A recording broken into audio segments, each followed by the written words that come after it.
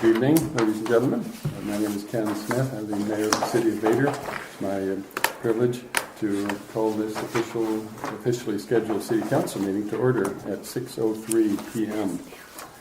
We're grateful to have all of you present. But we'll proceed now with the official roll call. We'll invite our city clerk to conduct that for us. Okay. Judy Costello? Here. Jason Daly? He's indicated that he is on vacation and will not be present, so is officially excused. Joe Scheid? Here. Mike Parsons? Here. Leona Sander Hunter? Here. And Mayor Smith? Also present. Well, we missed Mr. Daly, but we still do obviously have a quorum, so we'll proceed with our council meeting with the Pledge of Allegiance. And we invite all to please rise for that. I pledge allegiance to the flag of the United States of America and to the republic for which it stands, one nation, under God, indivisible, with liberty and justice for all.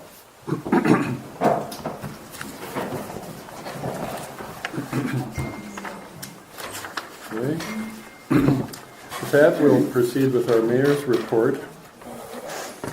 Just wanted to begin with a brief recap of 2018, and felt like it would be appropriate to just express to all of my impressions that 2018 was a good and productive year for the city of Vader. Many positive accomplishments were carried out and completed, and would like to thank the members of the city council for their participation in that progress in our community. Plus, I'd like to wish everyone a happy new year, and with the hopes that 2019 will be even more productive than the past year.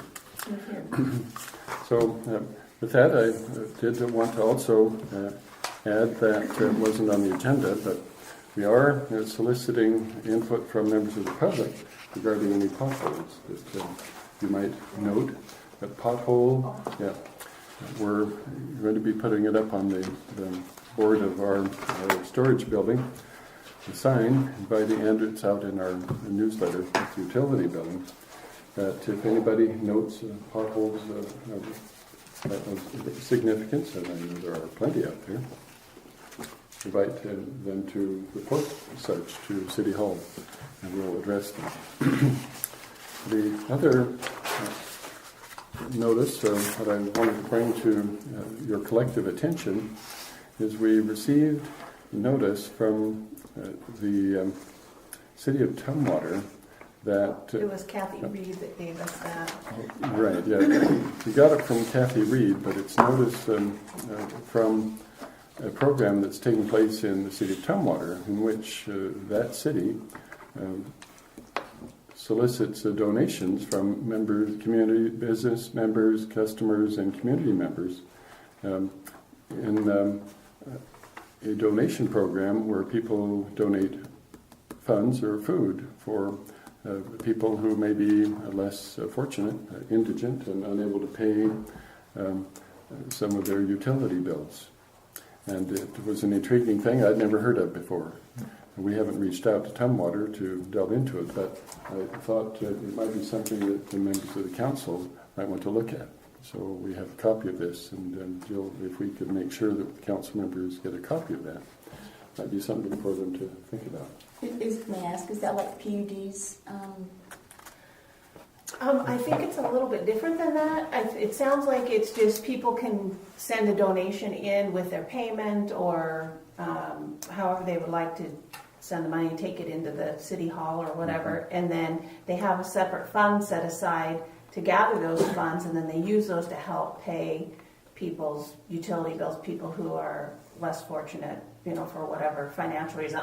We would have to check in and find out how that program works, how they decide who and what and where and all that. But Kathy Reed lives in Tumwater, and she got that in her bill, and she remembered council being concerned about the costs, and especially so many people with low income. And so when she saw that, she thought, this is a program that Tumwater is doing, maybe we could You know, if we were that so inclined, we could, you know, do something like that. So she was just being responsive to what she had heard council say in the past. That seems like an idea that you might want to consider. When you read it, it'll give you a little more depth. It's just an initial point of awareness. With that concludes the mayor's report.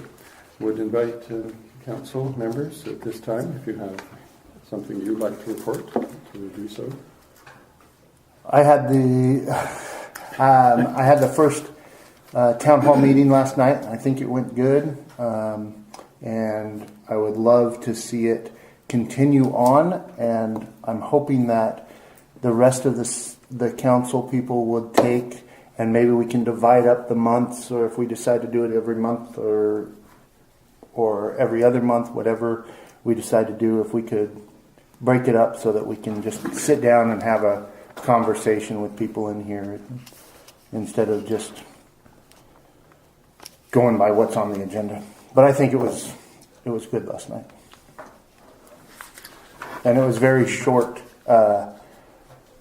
Like it was Sunday night when I said, oh, you know what? I should do this because I said I was going to do it a year ago. And so I just kind of, lack of a better word, puked it up, and it worked for somewhat. Well, how are you running it? Are you just letting them approach you with questions and you're finding the answers for them? Or what exactly? It's just conversation is what I wanted, and concerns, and more of a one-on-one, so I could ask questions of what they're talking about, and then I can take that and take it to the mayor, take it to Jill, and try to figure out some of the solutions and try to resolve some of them. So. Yeah, I was in attendance and would echo the sentiments. I thought it was good. I think there was not what one might have anticipated, sort of contention. No fur flew, no feathers were fluffed. Why would you think that? Life experience. It's 2019, come on. That's right. Well, Mike, would you ever consider doing it an open, I spoke to Jill about this, making it the, correct me, public open meeting? Open public meeting? Yes, so that all the council members could come and we could openly talk with everybody rather than... If that's a way to do it, I don't have any problem with it. I would have loved to have had another council person here, but I didn't want to get 3 people type of a thing. And right. See, my buddy and I would have liked to have came because that's what we do all day long is look for people that we can, help or address some of their issues. And so that would have been a great venue for Leona and I, but then that would have made 3 of us. So if we could do it, maybe think about doing something different next time. I think that might be a really good idea that more than 1 or 2 people of the council could come.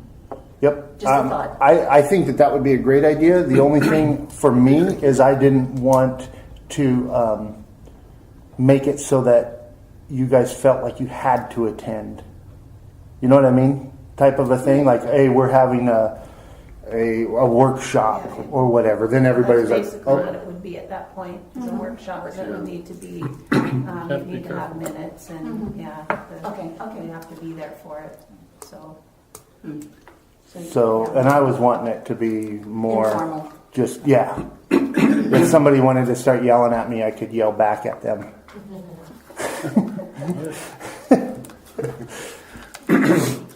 Any other thoughts from the council? I have thoughts, but not on that subject. No. Are you through, Mike? Yep, I'm good. I would just like to, I have a small little list. I would just like to say Happy New Year to everyone, and I look forward to working with everyone this year in a positive and productive forward motion. Great. I thought about that before I wrote that down. Well done. That was good. The mayor made some productive comments that the council had done this year, and so I came up with some ideas that I'd like to do for 2019, and I have 3. Great. One was get landscaping on A Street finished, get our kiosk back up that identifies our business signs, and get the limb debris property located and set up. My next little thing is I would love to see those park board folks and the planning committee come once a month and tell us everything they've been up to. And I want to say that the park board has done an excellent job over the last couple meetings. Very informative. Ken and Kelly have done a great job the last couple meetings they've been here. And one of my last comments is the May Day committee is up and rolling. And may the 4th be with you. That is our theme for this year. Right. Oh yes.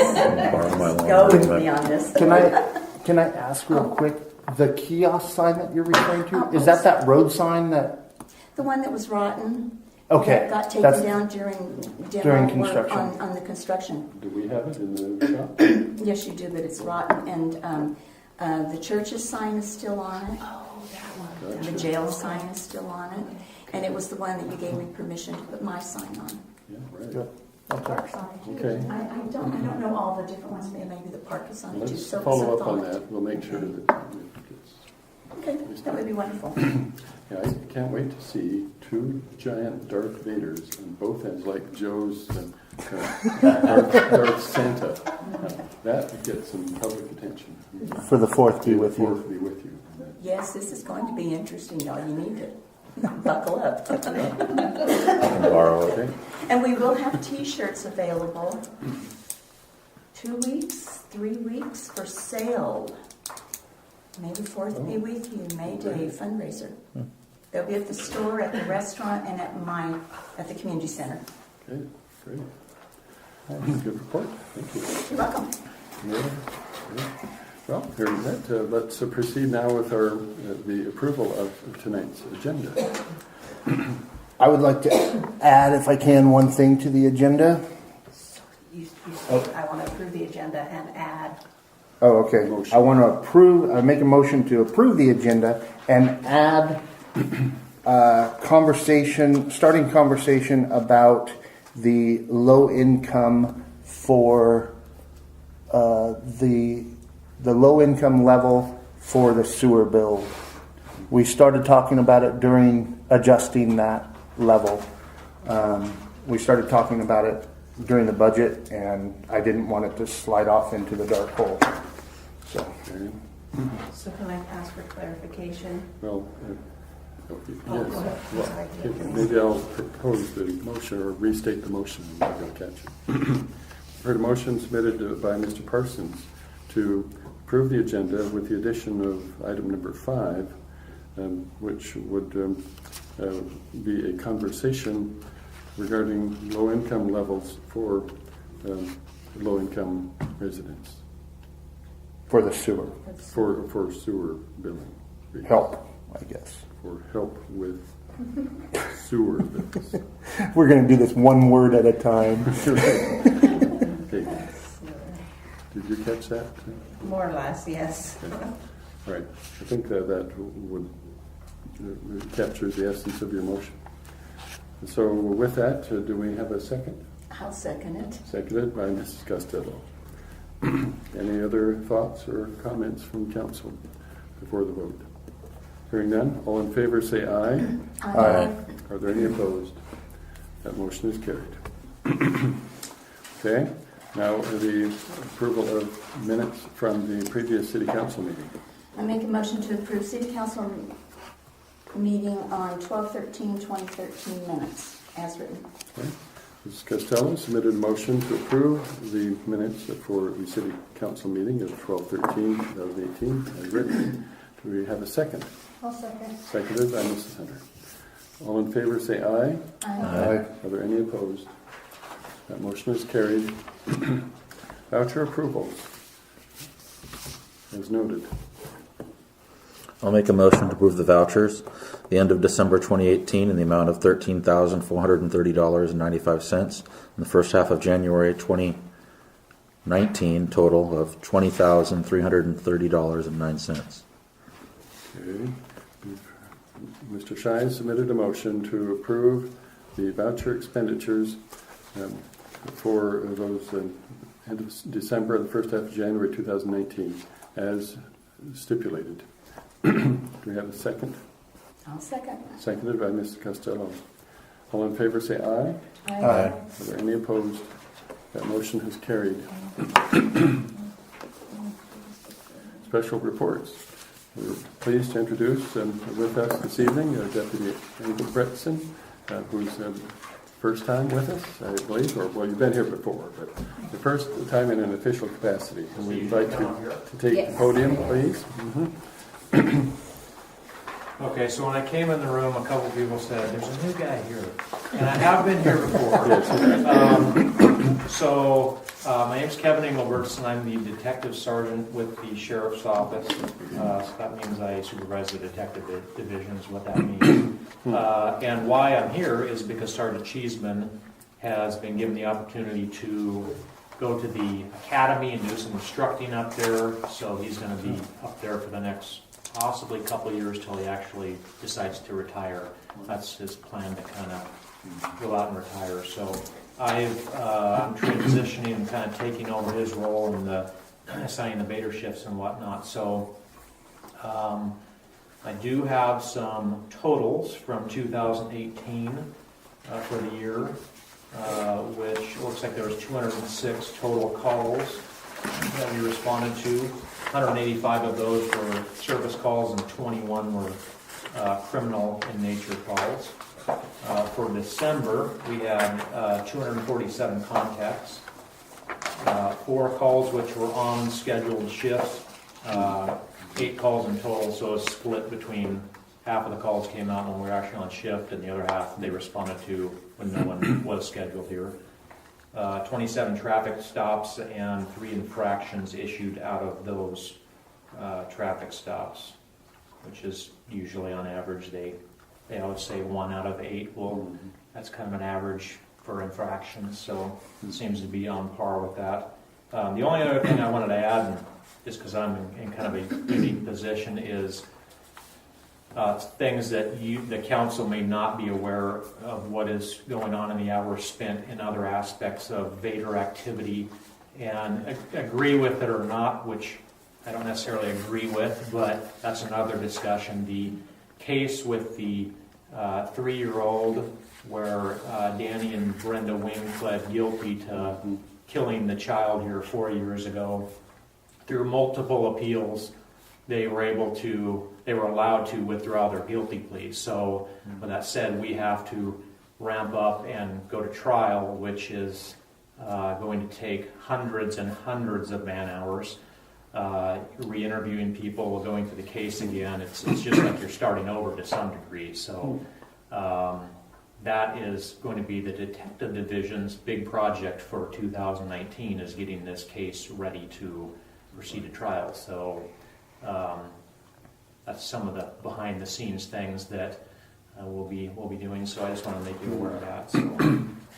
When do you anticipate the trial will begin? That is a good question. I know it will probably be, I think it's scheduled for sometime in April, but I can almost guarantee you it will be stricken and a new date will be set. So I don't think the defense is ready to go yet either. So I hope that it will be done in 2019. I don't want it to be prolonged any longer than we need. So the longer that goes by, really the worse it is for us, because people move away and you got to find them and gather everyone back. So, Okay. so anyway. Well, thank you. Yes. Yes, any Would questions? you be the contact instead of Mr. Cheeseman? Yes. Mr. Cheeseman for Mayday, for the Mayday people? Correct. More than likely. Yes. They still need to go through the city because we, Right, I just meant that, weren't they supposed to contact Yes, Mr. yes, Cheeseman? last? Yes. Okay. How do you spell your last name? ENGELBERTSON.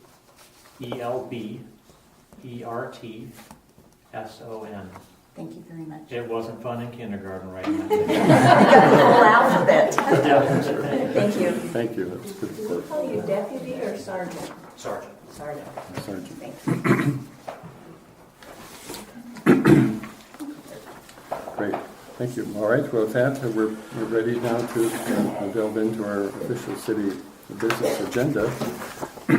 Item number 1 is council to consider or continue consideration of ordinance 2018-05, the business license update. And as a sub-topic, discuss code enforcement officer options. So, The would, city attorney asked that I yes, give out that reminder, that same paperwork that she gave to you guys in May. That's the confidential. That's what I just passed out, but just in case you guys end up needing to refer to it in this conversation.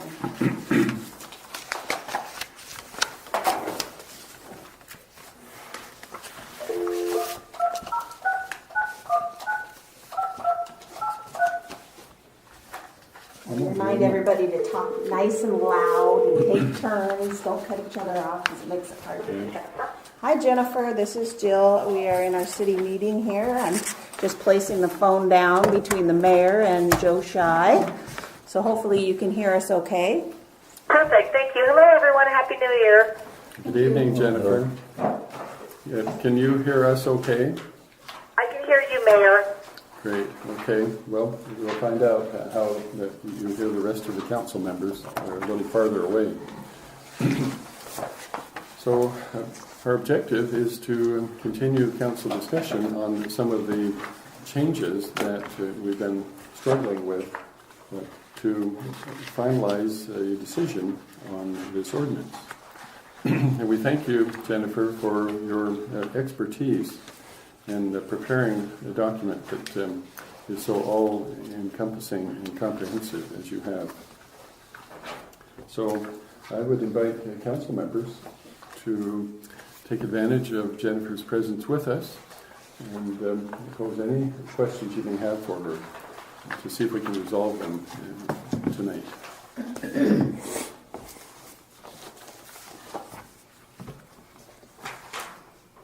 Go ahead and don't be shy. I'm not shy. I'm waiting to see if Mike is shy. Me? Did you have something to say? You look like you were going to say something. No. No? I don't mind going first, I have a question. I do too. So. Can you hear me? I'm way down here at the end. I can barely hear you, yes. Okay, my question is regarding on page 2, there's 601020 license required. Is that even including like somebody who, say, goes out and mows people's lawns for donations or whatever? So I don't know that I've heard your total question. Which section of the 020? Mayor, if you The can license restate the required. question so she can hear what It's number A. On A. page 2. I think this is your prior code language. Generally, people doing businesses are required to have a business license. Now, there is an exception where if they're doing less than $2,000 worth of work per year and do not maintain a place of business in Vader, then they do not need to pay a fee. Now, this is one area where the city council can, instead of having the fee be waived, can just waive the license requirement altogether. And that's an option you have here. But generally, if they're doing business in Vader, they need to have a business license. For the kid that's going around mowing the lawn of his next door neighbor for donations, that would be technically, they would have to get a license, but it's pretty hard to enforce, and the cities certainly have the discretion on what they enforce. Okay. Did that answer your question? Do not require people having a lemonade stand to have a business license, even though it's technically required. I think at one time, a couple of years ago, we had this discussion and we decided all lawn mowing, we were going to give them a free pass. I think that's been probably about 4 years ago or something. There was some question came up about lawn mowing and that type of thing, and it seems to me like we talked about that. Well, my question to you, Jennifer, is the only real change that needs to take place at this time is section 6.01.020, and section 6.01030 that is required state mandated? That's almost correct. It's subsections of both of those. What is state mandated is 020E, which says that the license is required if their sales or income is less than 2,000 and they do not have a place of business in the city, Right. that the city cannot charge a license fee. The city could also just not require a license, which is an option, and I think I laid that out in the agenda memo that went with this last month. So that's required to have this waiver of no fee for $2,000. People that do $2,000 or lower of business that don't have a physical presence. And the other is to add the engaging in business definition, which is 030E. Right. The remaining portions of this ordinance were pulled from your existing ordinance, as well as having due process protections for people with business licenses and putting procedures in place because people have a property right in a business license, and you can't just suspend it or revoke it without due process. And the ordinance that the city had in the past has all of the process in it. This does. Okay, well, that was my And the two question. things that are the new state law mandates is the $2,000 or less of business, no fee is allowed unless they have a place in the city, and the engaging in business definition, which we have to adopt verbatim, which is 030E. Right. Well, that was my question, is why can't we just add the two requirements to our old ordinance and not add this last, just eliminate all of these last pages, which would be everything from page 8 all the way to the end, and then just attach the two mandated ones to our current ordinance, since it doesn't seem to have a problem. Well, you certainly could do that. Since I was updating the business license ordinance with regard to the state mandates, I looked at it as a whole, and my recommendation is that you do add the due process protections into it. The other thing that's in here is there's a cross-reference to the home occupation. I know that's of interest to council, and I did put a cross-reference to the home occupation issue into this new ordinance. So, but you don't have to adopt it. Well, But you do have to adopt the two changes that the state law requires. right, and I think all of these back pages is what I personally have, I'll use the word issues with, the language in most of the line items. I didn't like it. There was a lot of things in here I don't like. And so, but I read our current ordinance, and I was okay with that. And I am a business person in Vader, so I didn't see it as a problem. And that's my comment. Certainly up to the council. You guys are the policymakers and the legislative body that adopts the code for your city. So if that's the will of the council, I could certainly amend the old ordinance. But as I said, my recommendation is to make sure that we have more due process protections in the new ordinance, specifically so that that people have a way to challenge things, and because people do have a property right in a business license. Okay, great. That's my advice, but you guys are the... Sure. Right, thank you. Jill, you wanted to make the comment? Jennifer, could you maybe go into that in a little bit more detail and explaining why you feel like it's important that we have the due process in there, and why you're even making that recommendation? I'm not sure that there's an understanding of the purpose of all that. Okay, so sorry if I'm being unclear. So people have constitutional rights to due process of law before something that they have a property right in is taken away from them. One example would be if you were impounding someone's vehicle, they have a right to challenge it. And the due process requirement is that they have that they receive notice before they lose that property right, and they have the opportunity for a hearing. That's the general, quick description of what due process means. If people do not have prior notice of that they may lose something and a right to challenge that loss in a hearing, then they have been denied their due process rights. So the courts have found that business licenses are something that people have a property right in. And so the city cannot deny, revoke, or suspend a business license without giving people notice and an opportunity to be heard. And so the current city code, let me pull it up, it has general, section 10 is the revocation. It may be revoked,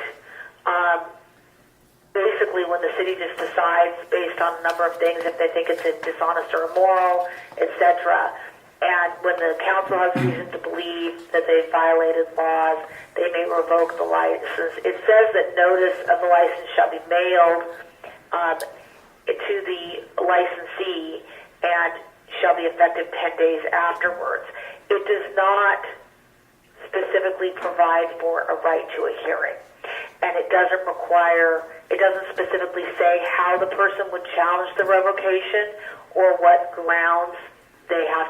There's not a lot of detail in here about the grounds for a revocation or the ability to challenge it.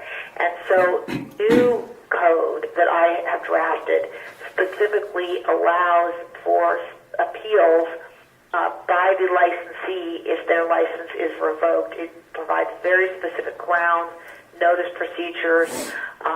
It also adds grounds for denial of a license, and recognizing that property right, it also allows for the transfer of licenses upon death. So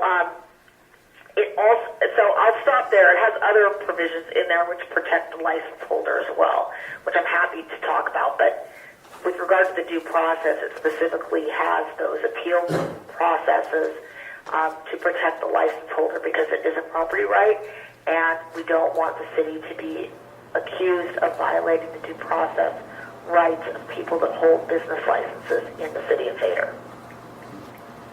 We do have a comment from a member of the public. Yes. Okay, we have a member of the public who's going to ask a question. There's currently 11 businesses in town, and has it been a problem that you've had to deny people? Has this been an issue?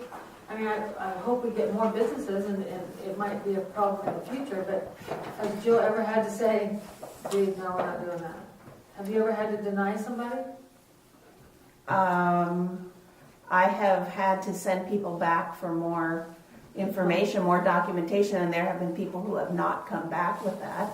So have I officially put a no stamp on anything? No, not yet. Okay. I think what triggered most of this discussion is the pending potential opening for these small home-based businesses that has been the topic of council discussion for the past several months. And so we're just revisiting the previous business license ordinance, which is what's triggered it. But I know that there have been some situations where people have been running a business but not having come in at all for a license. So this is an all-encompassing effort, I think. I think I would prefer to keep the small-based business. Can you hear me, Jennifer? Yes. I think I would prefer to keep the small-based business in the small-based business license ordinance that's already in or under that coverage maybe, and not include it in this. I don't know, it just seems to be confusing to me if we put that in with this. Everybody knows we have a small-based business license that you come in and get. So, Mike, do you have a thought? I'm not sure. I know that we have home occupation in the zoning code, but a home-based business license, I'm not aware of that ordinance unless it's just a general business license. It's a section in the development codes that allows for certain type of activities to happen at a certain zoning district, and there is a description there that explains, what a home-based business would be allowed in a certain zone, and it gives a small definition. Okay, so, and I referenced that into this code because a zoning code is very different than a licensing code. A zoning code just outlines how a person can use their real property, whereas a license is a permission to do a certain activity. It's not about land use, which is what a zoning code is. So most types of businesses, whether it's an Airbnb type thing or a home-based business, the zoning code sets out where those are allowed to happen, but the people still need to get a business license. So if the council wanted to have a new kind of license other than a general business license for the home occupations, we need to create that because, to my knowledge, right now, it's just a general business license under the code today, and that would be the same situation under the code that is drafted in front of you tonight. Jennifer, at the last meeting when we first addressed this, we brought up the possibility of those people applying for a business license going through the planning committee and then bringing it for the council to get poor Jill out of the hot seat a little bit. Is that something that we cannot do? Because I don't see any changes. That's correct. The mayor under your form of government is the mayor, and the people he hires and appoints are the people who are tasked with administering the code. That is not something that is done by elected officials like the city council or appointed officials like the planning committee. And really, that's a good thing because under state ethics law, if the planning committee or the council granted one, didn't grant another, they could be accusations of violating the state code of ethics for municipal officers of making giving a special privilege to one party or another. And that's not generally something that is within the powers and duties of the legislative body. The planning committee, of course, would be advisory to the legislative body, which is the council. The council gets to make laws, and the mayor and his staff who is tasked with administering those laws. So that's very clear under state law. And also, like I said, you don't want to be tasked with that anyway because of the ethics issues that could come up. So, Jennifer, this is Mike Parsons. I've got actually three different things. If I understand what you said earlier, is the city can basically close down or do whatever they want now, and this puts more handcuffs on the city to close down somebody's business. Is that correct? Well, that would be one way to look at it. From the business licensee perspective, I assume that's correct. From my perspective, it provides the process in place so that if the city does shut down someone's business, that decision will be upheld by law because you will have complied with constitutional protections. Okay. So it protects the city, but it also protects the licensee. Couple other questions I have real quick are in 60120, D and E, do those counter each other?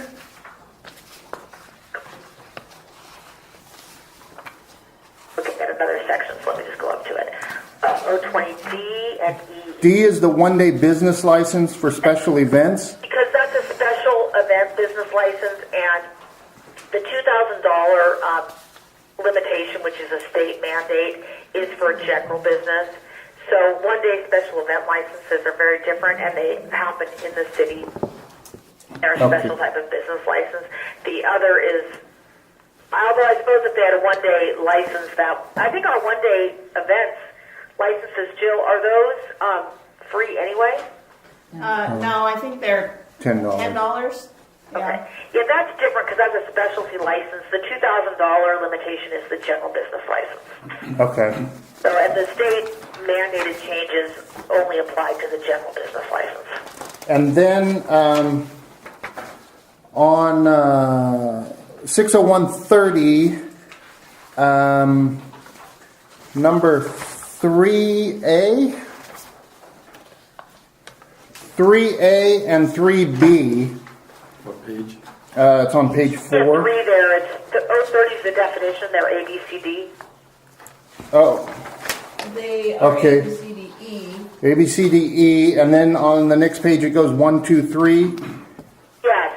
and then A is owning, renting, leasing, maintaining, or having the right to use tangible personal property and or real estate property. And the way that read to me was that they would have to get a license if they had rental properties in the city. Is that, please tell me that's wrong. That's how I read that as well. And that is, this is part of that very, very long definition, subsection E, that is mandated. We have to adopt it word for word. Every city in the state that has a business license will have this exact same definition in their code. And so, yeah, it does require that if you're using or renting your property. Now, as I said before, the city has the discretion to enforce or not, to enforce or not enforce the code. They have prosecutorial discretion. So. Okay, because I talked with the Department of Licensing and the Department of Revenue today, and neither one of them, for a rental property, unless it's not in your name, like you put it in a trust or a business name, then you're supposed to file for a business license to rent out that property. But if it is like your second property in your name, they do not require it. So is there a place that we can put in here that same type of thing? Because I know that there's rental properties. We need the rental properties in the town. I think that they're a good thing. So Well, we can't change this definition. okay, What the council could do is put in place a recommended priority for the types of enforcement that you would want to fund with regard to the business license code. That the lowest priority enforcement is people who have, 2 or fewer rental properties. He could certainly do that. The mayor could also give that direction to the city staff to not enforce on those. okay. That was a good question. But we can't change this definition.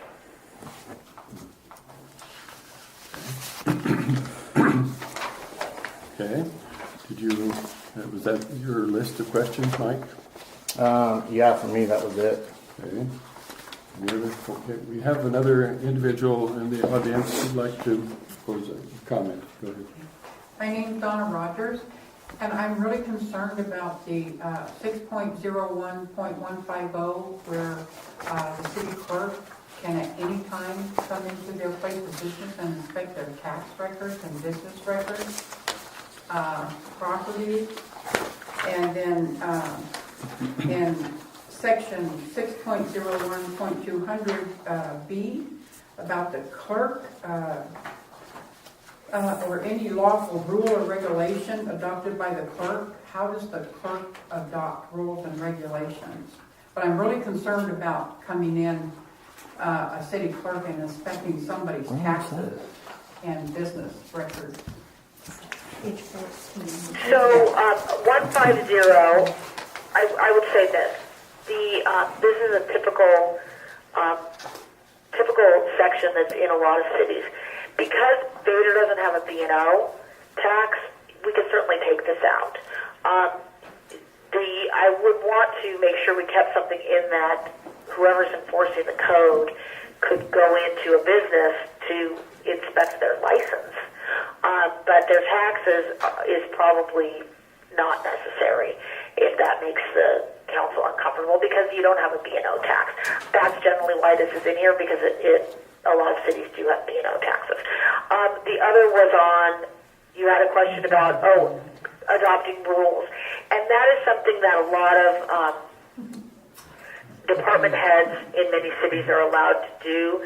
It's like in state law where we have the revised code of Washington as the statute that's passed by the legislature, but we have the Washington Administrative Code, which are rules and regulations that implement the statutes that are passed by the various departments, like the Department of Ecology or the Department of Licensing, etc. And so many cities do allow their department heads to adopt rules, go through a rulemaking process so that it explains how the ordinance is implemented. Now the rules have to be consistent with the ordinance and can't get beyond the scope and scale of the ordinance, but they are for the purposes of adding additional detail to implement the ordinance. Most cities do have it. It isn't required. The council can be the rulemaker if there are additional rules to be adopted. That's fine to take that out as well. Jennifer, are you certain that Vader does not have a B&O tax? I've been told they do not. I pay one quarterly You pay B&O to the state. to the state, Yeah. which is Not a divided, city one. which is divided up into cities because I have to identify where. Yes, but the city does not have our own B&O tax that we are responsible to enforce and collect. Which we could. We could, but we don't. Mm-hmm. There is a state B&O tax, is the But way I not a city. understand it. Okay, okay. But there's a separate Okay. city one that we could have, but we don't. In other words, If you pay the state and then I pay B&O myself, and the city I'm licensed in has B&O also, so I have to do a separate return. I pay online to the Department of Revenue, and then I pay to the if I hit the limit, if I'm within the limit. But I always file a B&O tax return with the city that I am, where my business is located as well. Right. So if you're not filing a specific B&O tax return for the city of Vader, you're not paying B&O tax to the city of Vader. What you're saying is there flexibility then in that particular paragraph. Yes. Yeah, you could take out the provision. It probably was in one I wrote for a city that had a B&O. We could certainly take it out. I would encourage it to be that the clerk can come and see if there's a business license. But that's really up to the council. You guys are the legislative body. Well, Jill's the one that issues us a license. Sure. Well, speaking as the administrator and the mayor, I'm doing my best to support the council's concern about designating excessive enforcement responsibilities on our city clerk. So one of the questions I know that we've wrestled with in the past couple of council meetings is who would actually be assigned to engage in that process. Do you have any experience you could share with us in other small little cities like ours? Well, absolutely. It depends on the size of the city. A city like Bellevue, for example, that happens as part of their finance department. They have all sorts of people that just do the business licenses and the B&O taxes and things, and they're under the finance director. In most cities that I've worked in, the clerk/treasurer is the one that issues the business licenses because they just don't have any other full-time staff. But that's something you could have if you had for example, city administrator or a finance director or economic development director, any of those roles, you could have those persons issue it, but it has to be a staff member. It can't be an elected official or an appointed official like the planning committee doing that. It's under the authority of the mayor. The mayor, if you wanted to do it yourself, you could do it yourself. But it's the mayor or designee who, in your form of government, that handles that. Yeah, okay. Could a building inspector, for example, if they were willing, accept a responsibility like that? If they were willing, yes, but I don't know what experience they would have at processing business licenses. The planning director could do them as well. Oh, is that right? Okay.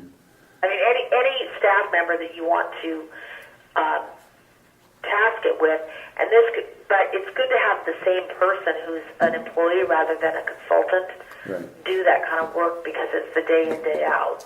Sure.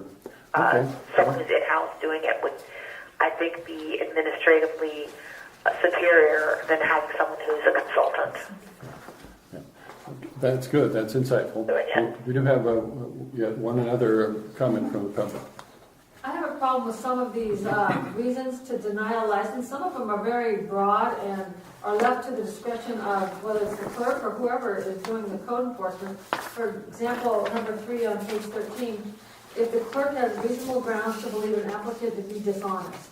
Well, I mean, that's so broad. If you had personal feelings against somebody, this is a small town. At one time or another, we don't like somebody, and that could come into play. And some of the other reasons, the clerk can also, or whoever's doing it, could wipe away penalties. And that shouldn't be left to one person. A group of people should be to get together and decide if they're going to wipe out penalties. These are so broad, and the discretion is left up to the discretion of one person, that I could see that person taking a beating if they ever do decide to deny someone. Did you hear those comments, Jennifer? I think I heard most of it, and there's no grounds that I know of at this point in your current license code for denial. There's very broad, vague grounds for revocation. But if we don't have grounds for denial, then we have a pretty hard time justifying if it's ever going to be denied. And as far as the one person taking a beating, I mean, that's really the mayor is the head of the administrative department, and he gets to decide, I guess, who he's going to put up to take the beating. But it's not great, Mayor. You can decide that. So that's the way it works. And if he wanted to have 2 people do it, that's fine. There is an appeal period, a process in the code, which there isn't in your current code, so that if the decision of the clerk or whomever is tasked with this is considered, the person getting the denial believes it's unfair, there is a process in which they can go through to argue and obtain that license, or to get the revocation reversed, etc. So that's where this code has all of that in it. Well, that's helpful. Okay. And as far as the clerk doing it, these could all be changed to the mayor or designee instead of the clerk. Sure. It's typically the clerk that does the business license. Yeah, it's that insertion of clerk, I think, has created a little discomfiture, which is understandable. We could change it to mayor or designee. Yeah, and put designee in capital letters. Yeah. Okay. Of course. So, I mean, if the council wants me to make that change, I'm happy to do it. I just need to get direction on the things you want changed so that I can bring back a code that is ready for passage. okay. Well, Wait, we do have one additional quick little question from the public. Can I make a suggestion as what Mrs. Costello said? Could we use there seems to be not only questions, but concerns from not only the council, but the public. Could we use the current business license, insert the 2 mandatories so our people can have a business license in town, and then the council can work on this new one and get it to where they want it to be, just so people in town can have a business license, because right now they're working without one. Yeah. Unless and until and I didn't catch everything you said, but I think I got the gist of it. Unless and until the 2 state mandated changes are made, the city cannot enforce its business license. Yeah. But I think the question was, could we insert the state mandated portions of this rendition into our current City Vader enforcement until such time as we decide on other additional modifications that you have submitted for us? Certainly, I could do a pared down ordinance where we just add the definition and we add that exemption. But like I said, I think that the old ordinance definitely needs to have that due process language put into it. Okay. Great. All right. That clarifies it a lot. Okay. Well.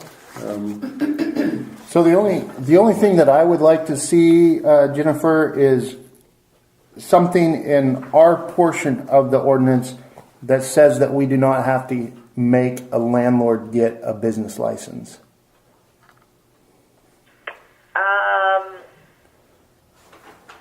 about that.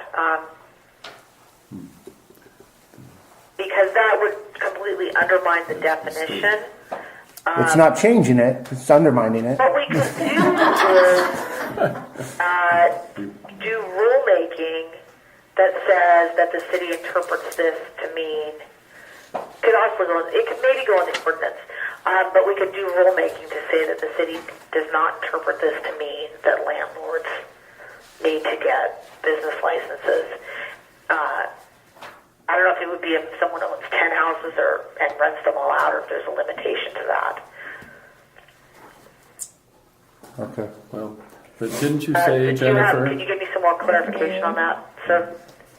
The mayor.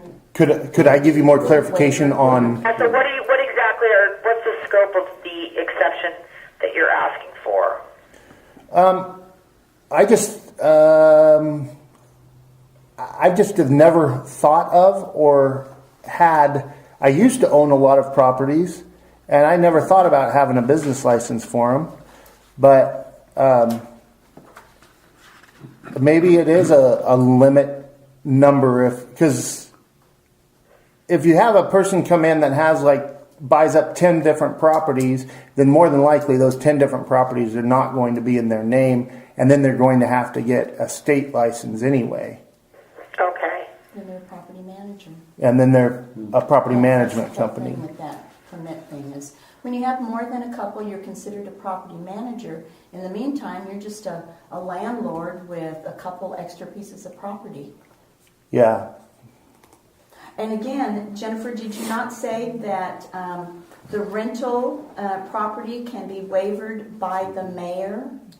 No, what I said is that the council could give input to the mayor, a suggestion to the mayor that enforcement of the business license code on landlords is the lowest priority. And so waiver, yes, the mayor doesn't have to have whoever is enforce on those, because the city has what's called prosecutorial discretion, which means that the city gets to decide what it enforces. Yeah. Now, if you were not enforcing it against everyone except for that guy down the street that we don't all like, that would be a problem. So if the general approach was we're not going to enforce the business license code for people who own one or two properties in their own name in town, that's fine. Yeah. That's certainly within your discretion. Clarify Within that. the mayor's discretion. Yeah. To clarify it even more, you indicated that the council could decide to include an amendment in which you would establish the priority of enforcement, making multiple... It could be adopted rulemaking. I don't know that I'd want to put that in the ordinance itself. We might be able to put something in the ordinance that says that the council interprets the definition that it should not be included, or that they'll waive licenses for landlords who own fewer than whatever number of properties in the city that are just rentals. Okay. You could also do I that. understand that. I think it's I'm ready to make a something. motion. Okay. One additional comment, members of the council? Okay. One more member of the public has a thought. Thank you. I just have I checked with several cities on their ordinances on business licenses and property owners and how many they had. They didn't require any fee. They just required a license for each property that you had, but charged no fee for those.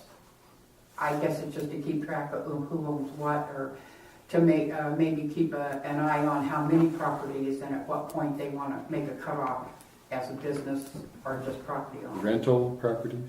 Mm-hmm. Okay. Yep. Did you hear that, Jennifer?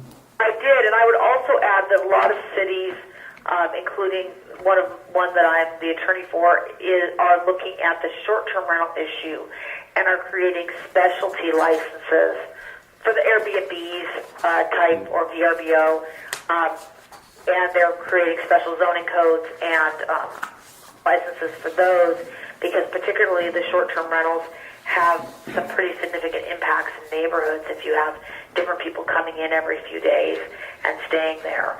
So there are cities that are going to more aggressive licensing on that. There's also cities that have rental licenses and rental inspection programs where they are, inspecting the rental property to make sure that it's up to speed and that up to code, and that people aren't living in substandard conditions.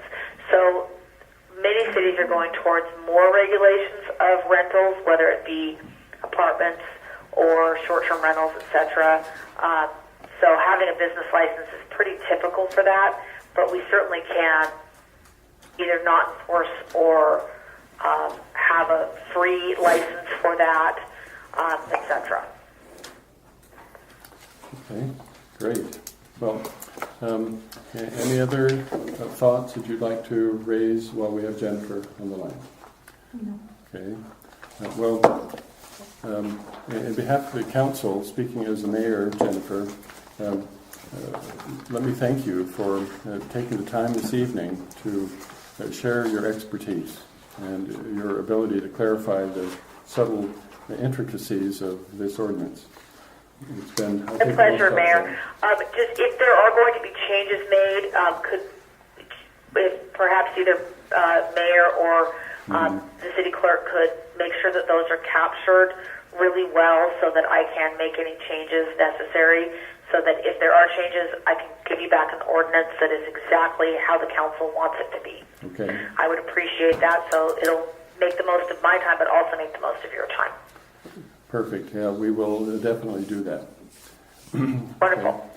Okay. So, anything else then? Well, no, I think there might be a motion about to be submitted. I sense of it. Do you want me to stay on the phone for that, or go? Well, why don't you? Let's. It might be interesting to see. Okay. To say the least. Yes. Do we have any action? Before we do a motion, I'd like to know, does Joe have a comment on this at all? Because he's been very quiet. Did you have any? I don't have the same concerns about a runaway clerk that it seems other people have, right? That's the main concern here with this, is that it seems like we're worried that we're giving too much power to one person, right? And I don't think, I'm just not worried about that. A runaway clerk? Well, a runaway with power, a power-hungry person, right? That's the concern, is that as we go through here, it's clerk, and we're worried that whatever clerk is in this position, maybe it's Jill, maybe it's whoever comes after Jill has too much power. But I think that is important to realize that there is an appeal process in here, and if a third party gets involved at some point, and so it's not really I don't see it being a problem.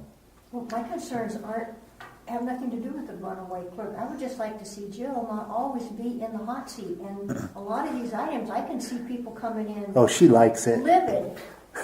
Well, She'd do it for free if she could. I think we've established that. If I might throw in 2 cents worth, since the mayor is the one who, obviously, it appears, has the authority to designate who that person might be, you have my assurances that it's not going to be the city clerk.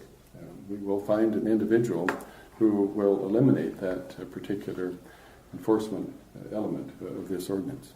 So I would add, though, in as much as it's apparent that the mayor, as I'm well aware, is the chief enforcement official involved with the application of the ordinances the council passes, that I would be extremely reluctant to embrace a document that minimizes the due process protections that Jennifer has installed in this. Knowing the history of most of our ordinances before we decided to drag this community into the 21st century and modernize and make legally defensible our ordinances, I would be very uncomfortable to take our old document and then apply the new state regulations and guidelines, but leave out the due process elements of this contract. It makes them, you have an ordinance that's unsustainable. Does that make sense? So that's my 2 cents worth. I'm hoping the council will embrace the emerging new reality that if you pass ordinances and there's a reason for it, you make them so bulletproof that they are actually able to accomplish what you hope to do with it. There is one more thought. Sure. Go ahead. Is the appeal fee $500 for this, like it is for the other issues, other appeals? Is there a fee for? Council reduced the appeal fee to $250. So it's $250. So the person selling hot sauces, if he doesn't get a license, he has to come up with $250 for the appeal. No, he goes to jail. We'll strike that observation. So, so with that, okay, then I think that is there any animus on the part of the council to submit a motion? Well, I don't have a problem with this ordinance with the change. If we change it from clerk to mayor and designee, I mean, I think going, initially either the mayor or the clerk will have to do it, and we're going to need to find someone else to fill that role. I mean, it's a good idea to have protections for the business owners. It's a good idea to have protections for the city. To ignore what our lawyer is telling us is, it seems kind of foolish to me.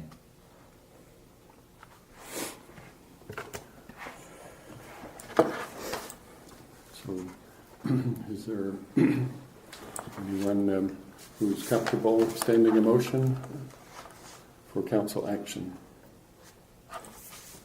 Maybe we can pay our clerk more so she's willing to take more of the hot seat. Just joking. Okay.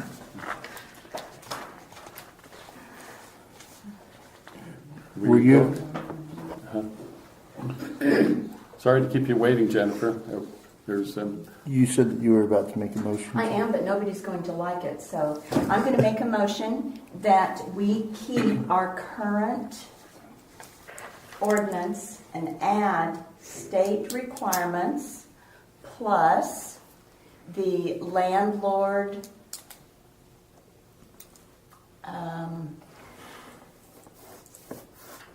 provision that we discussed. And I believe that's it. okay. All right. We've heard a motion submitted by Mrs. Costello to pass the ordinance. Keep the current. To keep the current ordinance, but insert the state mandated portions that we've been given. Plus, keep the landlord provisions as noted, stipulated. Okay. Do you catch that motion? Yes. Jill? Okay. Do we have a second for that motion? I'll second that motion. It's been seconded by Mrs. Hunter. Do we have any additional commentary? Okay, and we can't readdress the other half once we can go through it. We can come back to this ordinance at any time and readdress it if we choose to add. I believe we're safe in concurring with that observation that given the motion on the table before us, the topic can be addressed to create additional modifications to it in the near future. I think that it's a waste of time and money because the money, Jennifer is now going to have to drop the paperwork to make the motion that you just made and work on that, and then we're going to go in and do this one, and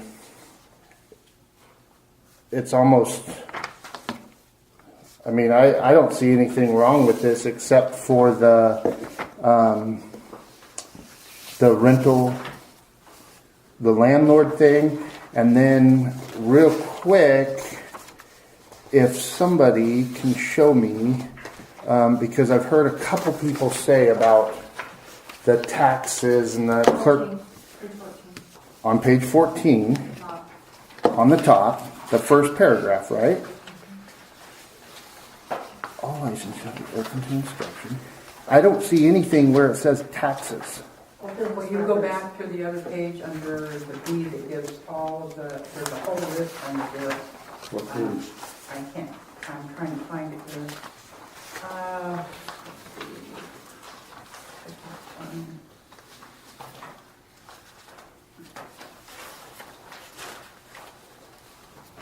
Oh, on page 7 under records. Page 7 under records. What's the description? What's the definitions? It's P, under P. P, Yeah.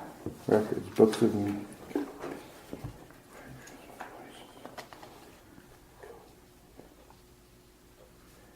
So, records of licensee subject to licensing code. Such records include ledgers.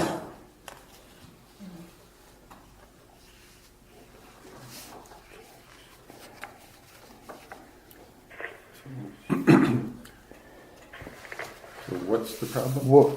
So what's the provisions of the city's code on P, the last, relevant to the provisions of the city's code, Jennifer? What would that mean then? I don't understand the question. I'm sorry. The concern that a lot of people have had, and I missed it because it's 15 pages back and my brain doesn't work that far, but the 601-150 inspection, where the clerk can go in and see the records, which records takes us back to page 7P, and at the end of record C it says, and any other records relevant to the provisions of the city's code. Oh, okay. Yeah, that doesn't require, that's not necessarily tax returns. As I said, with this particular one, it's probably more of a leftover vestige from cities that have a B&O tax, because you need to go in and pull their records so that you can figure out how much they owe if they're not paying their taxes. We certainly could take this section out, or you could have it be where they can come in and come and look at the business to make sure they're licensed.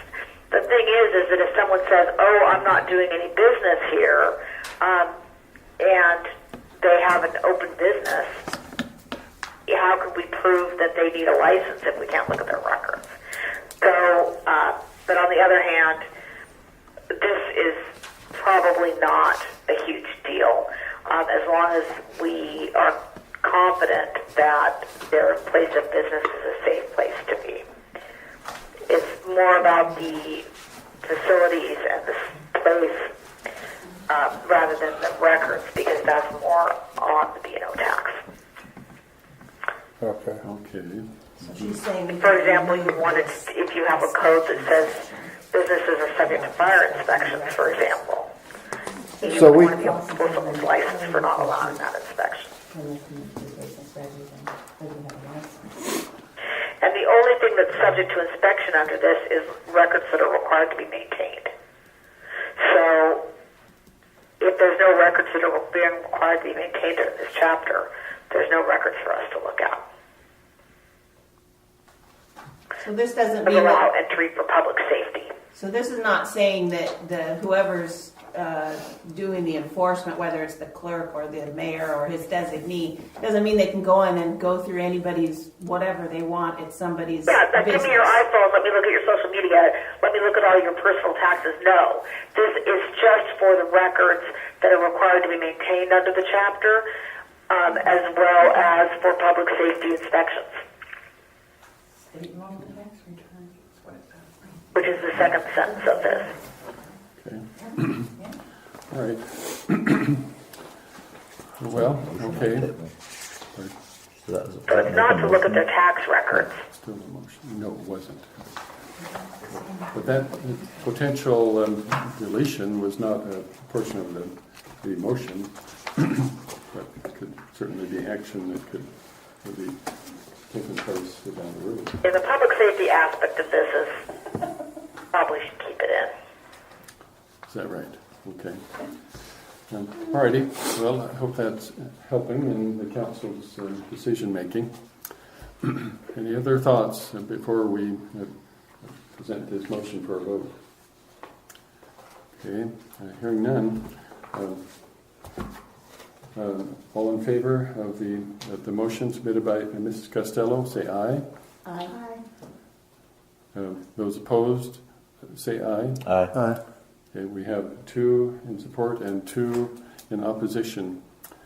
So, unless I'm mistaken, the mayor in this this motion is able to vote. Is that correct, Jennifer? That's correct. So, with that A authorization, tie vote is a failure. yes. Oh, a tie So- vote is a failure, so you Right. don't have to vote. Oh, Is that true? but So a motion that does not get a majority is a failed motion. okay. Well, so then my expression of an opinion would be a moot point and unnecessary. Unless you were voting in Sure. favor. Is that? Did you hear my question, Jennifer? So. Oh, I didn't realize that was a question. Yeah, it Yeah, the was a motion thing. fails if it doesn't get a majority. So Okay, you can so- vote, if you're going to vote no, you can vote no to break the tie, or you can not vote. If you wanted to break the tie and vote yes, then that would require you to actually break the tie and vote yes. Gotcha. Okay. Well, hey, as a matter of public record, I would vote no on that motion. So, but it obviously did not pass in any case. So with that, I think that I appreciate the input from all present. Thank you, Jennifer. I We need to suspect know where that to move forward, you though. can continue the conversation. Do we want to have Jennifer stay on the line? So what I would like to see is a couple different changes in here.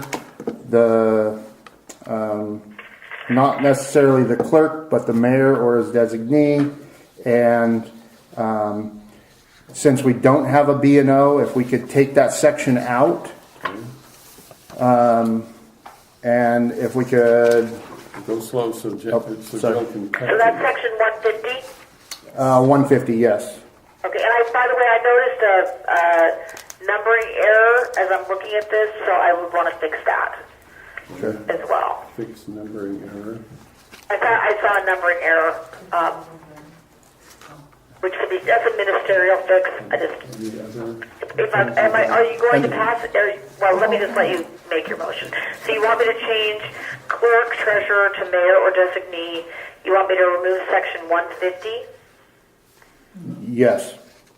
Okay, and any other changes? And then the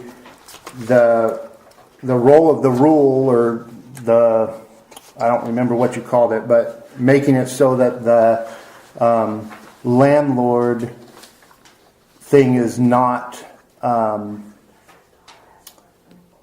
required would be, or enforced. If that's on here or not on here, if that's a separate thing, I'm not sure what the legalese would Think be on about that. how we do that. We might want to put it up on in an exemption. So, well, I thought that we couldn't do an exemption because we can't change that, but we can. We can't. You know, I'm thinking it through. Okay, so Okay. sorry. The exemptions is under 080, and I think we could add an exemption, even if it's included in the definition, as I thought it through while we've been on the phone. So I can add an exemption to 080, which says that no license shall be required for a landlord's renting property that's in their, individual landlords who own property in the town Okay. and are renting the property. I'll come up with some language. And then what I would like to see is after that's done, then we'll make a motion on the new paper. Okay, so initiate these changes, modifications, and then bring the document back for continued council discussion.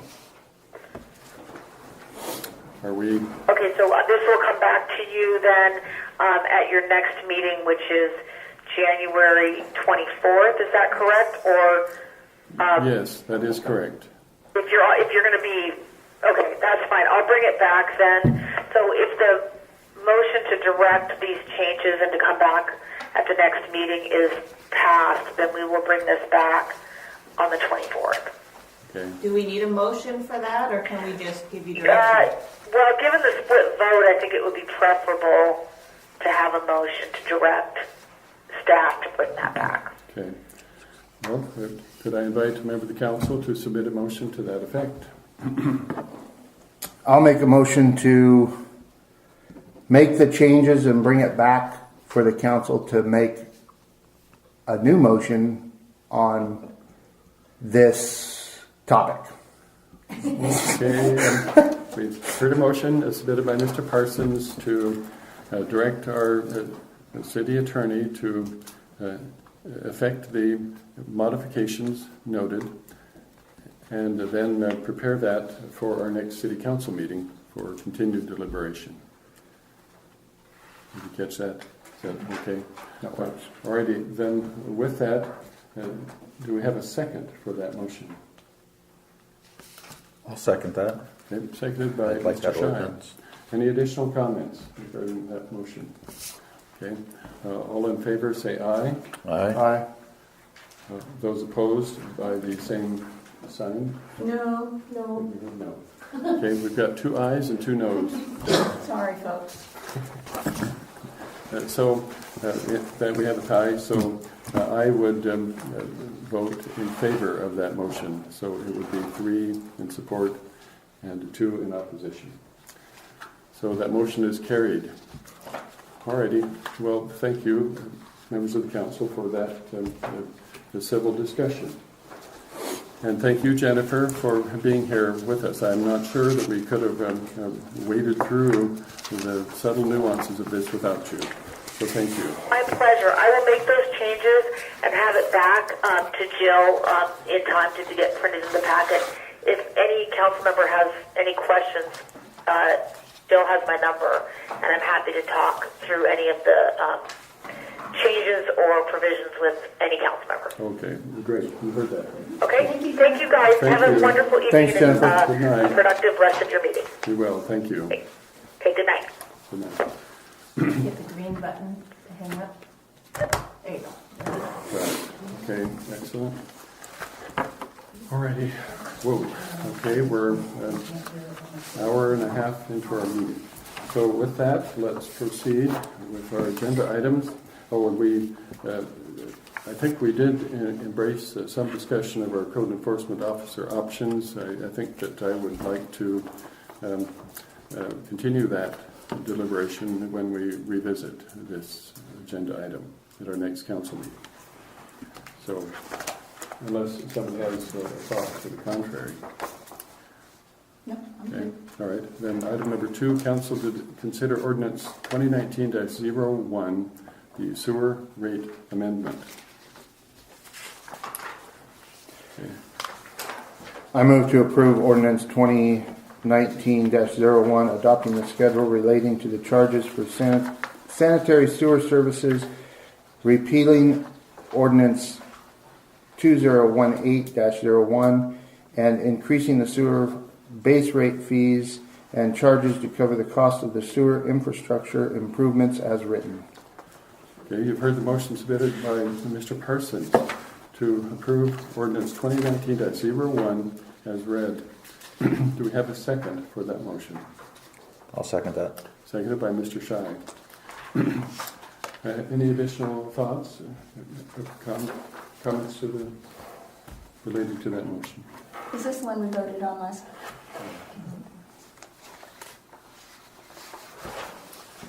Any other thoughts? Okay. All right, hearing none. All in favor say aye. Aye. All opposed say no. She's still Oh, trying to okay. read. No. I'm good with this, I'm good. Is that an aye? That's enough. Okay. Okay, so let's do it again. All in favor of this motion say aye. Aye. Any opposed? Aye. Yeah, Because it I should did be not, no. no, I'm because sorry. I did not pass it last time. Yes. So, All right, well, thank you for that expeditious action. The motion is obviously carried by a vote of 3 in favor, 1 opposed. I think we should start saying, I'm good with this instead of I from Yes. now on. I like that. Everyone just says, I'm Yeah. good with this. You're making fun of me. No, I'm not. I think it's nice. It's less formal, there's no question, but I'm sure Robert, in his rules of order, would probably roll over in his grave. But who cares? All right. Item 3, council to discuss update to employee pay rate schedule. We have just presented this to you as a continuation of the conversation that we had in our last 2 council meetings prior to the end of 2018. And we are presenting this to you, given the fact that Mr. Daly is not with us, for your information.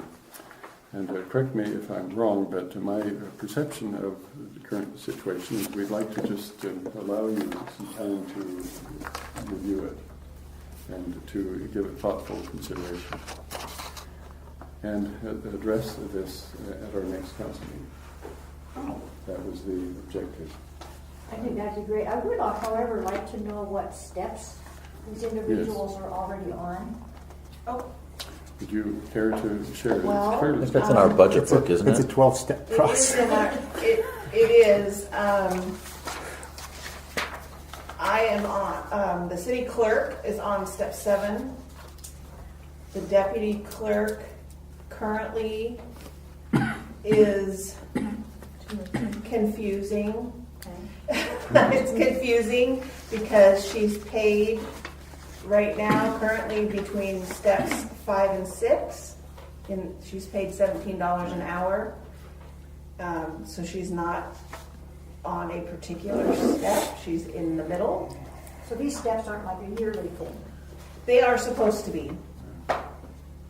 So how can 6 months get you down to 5 and 6?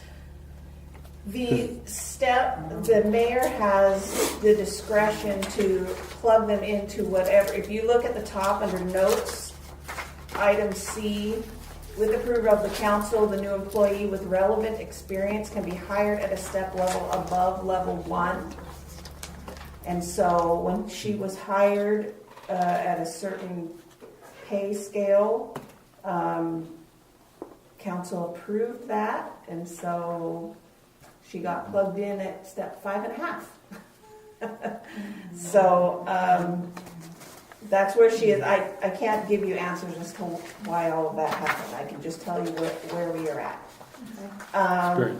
The waste treatment operator right now is currently between step 6 and 7. He's paid at $20 an hour. And the public works laborer is on step, I think he's on step 5 or 6.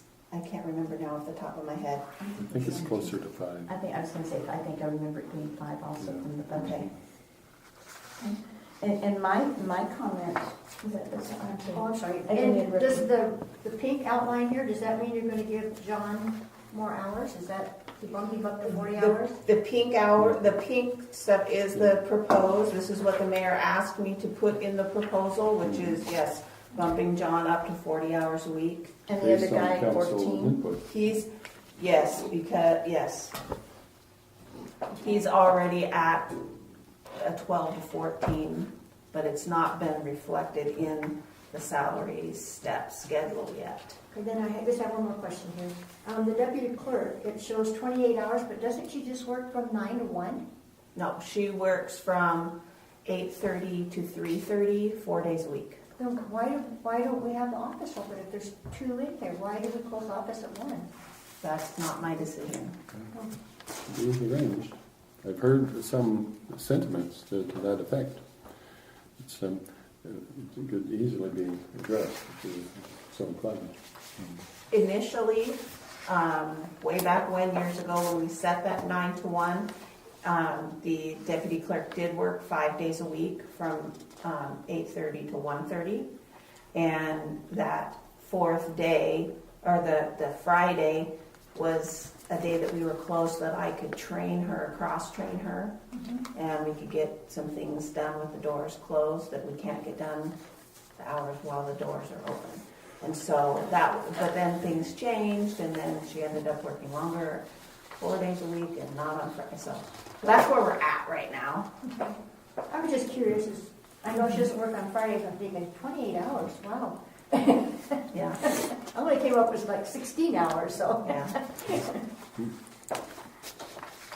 That's all I had. Okay. So I'm good.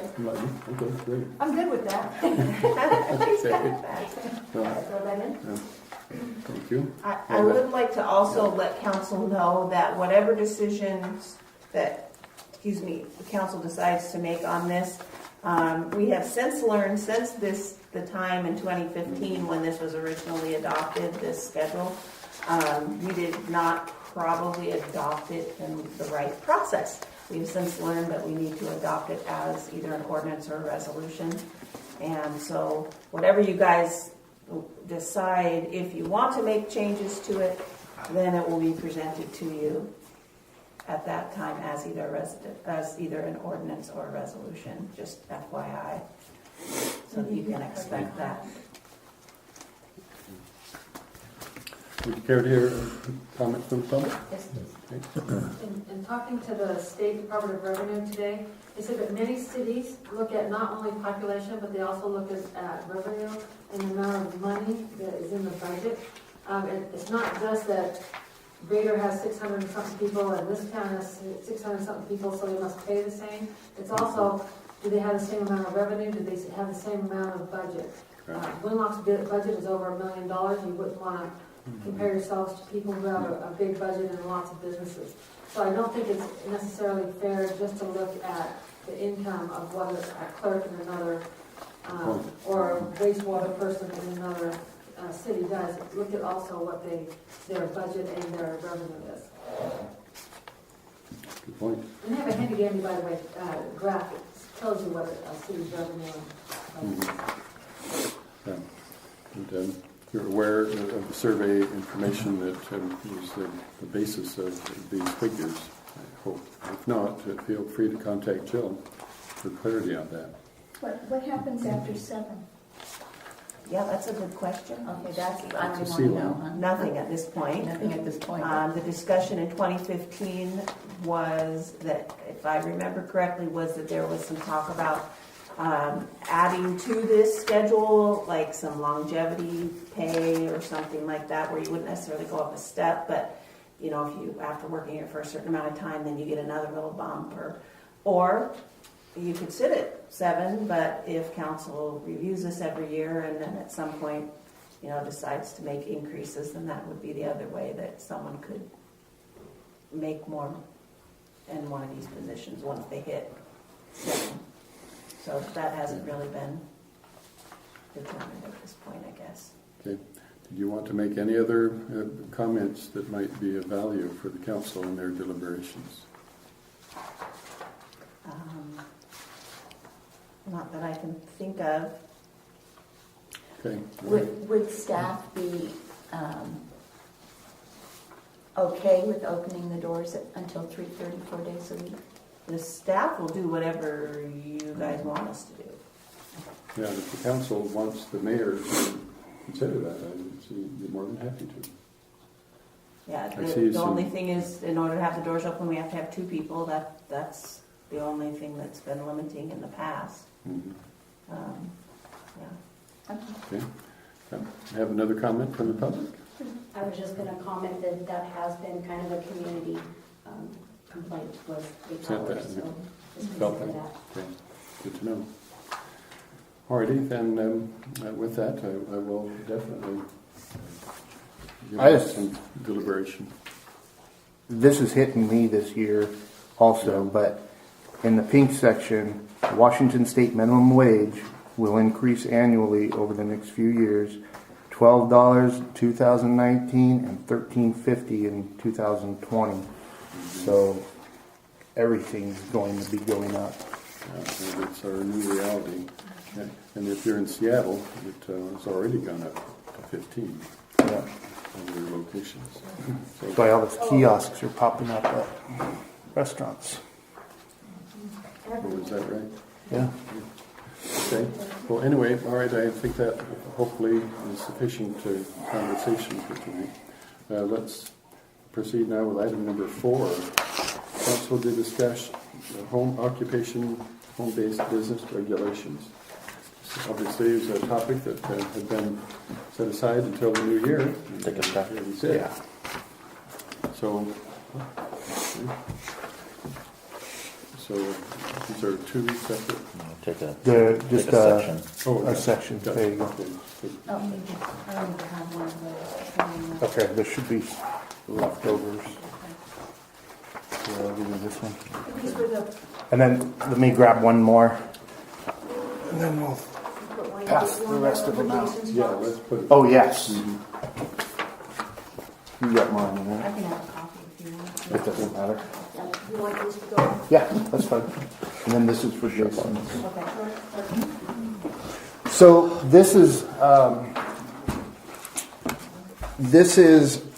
part of the Pierce County's. I took Pierce County's cottage industry page that they have, and I just started putting it together, taking off some stuff and going through it.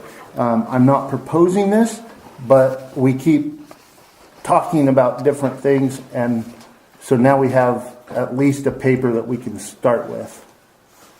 So, and I have this in a Word document if you guys want me to email it to you, and so that you can make changes on it as it goes. Comment from the public? See you. Okay. Yeah, go ahead. so all part of the business has to be within the home, is that what it's saying here? Living space within the residence? Nope. Or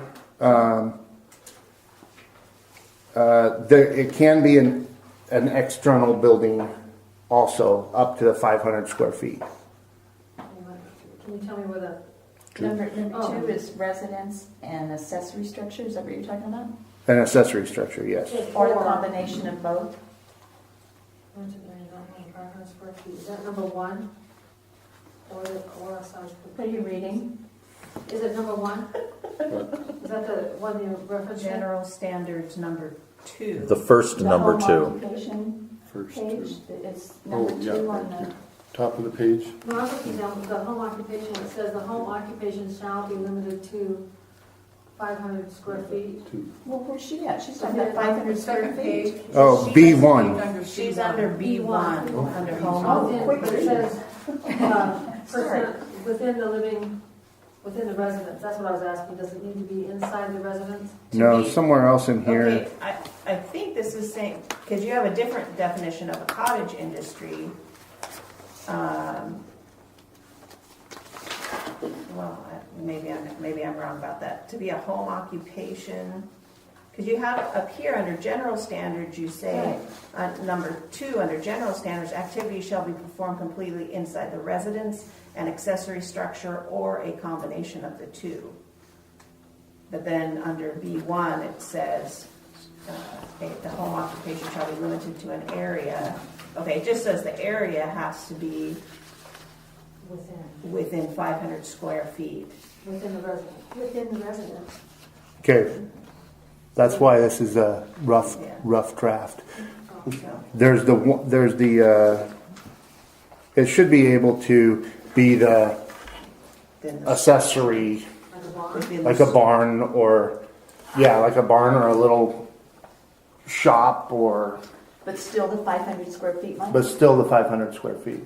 We don't want anybody, I don't think we want, and this is obviously, like I say again, I'm just trying to get us a starting point to start this conversation better.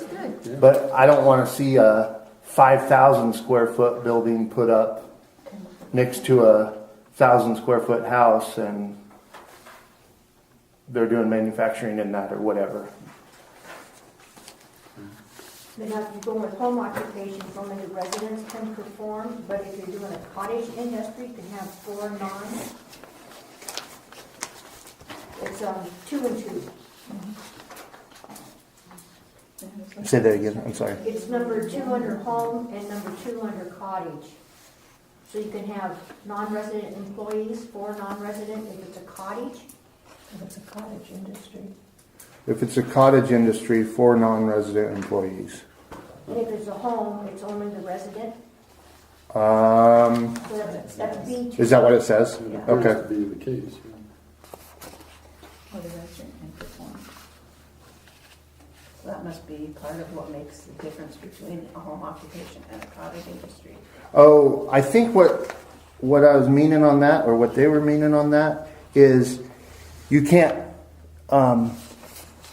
buy a house over here and put your business in it. It has to be your home, Oh, your residence. your residence. Does that make sense? Like, so you can't. I don't know how else to say it. You can't go buy another house in town and just make that your home occupation place, but you live over here. Okay. I Because understand then that. it's just then it is just a business. That makes sense, but I still don't understand that only the resident can perform the home occupation, but 4 non-resident employees are permitted on the cottage industry, in that term, which I've never heard before. That's a new term for the cottage industry. Oh, So, okay. okay, let me use your place as an example. Okay. So if you start your home business, Uh-huh. and sell from your home there, your soaps and your lavenders and your garden goodies and all that, can you, even though it's a home-based business, can you have employees?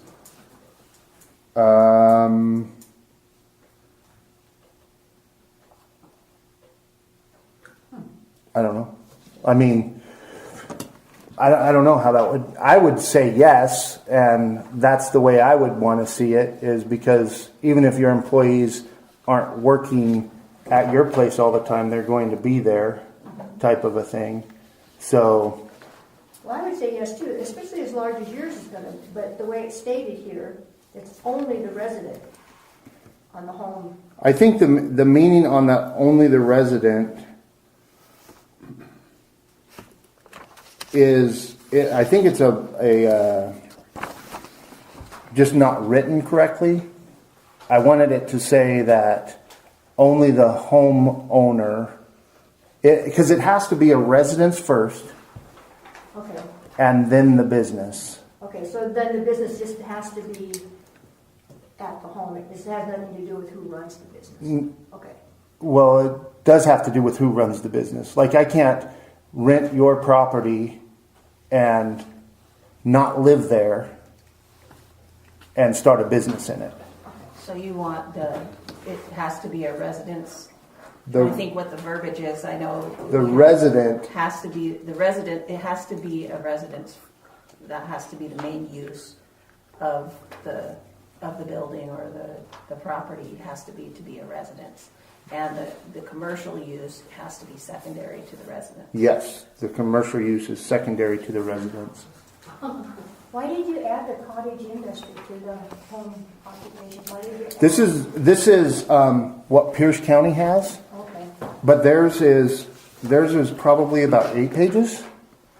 And so I was just trying to cut and paste some of the stuff that I thought made sense here. okay, I got you. Well, this is a great, you put a lot of work into this.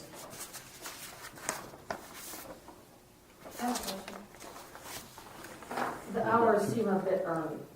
I I I agree. don't have any neighbors, I don't have any neighbors, but 6 a.m., I'm gonna shoot something.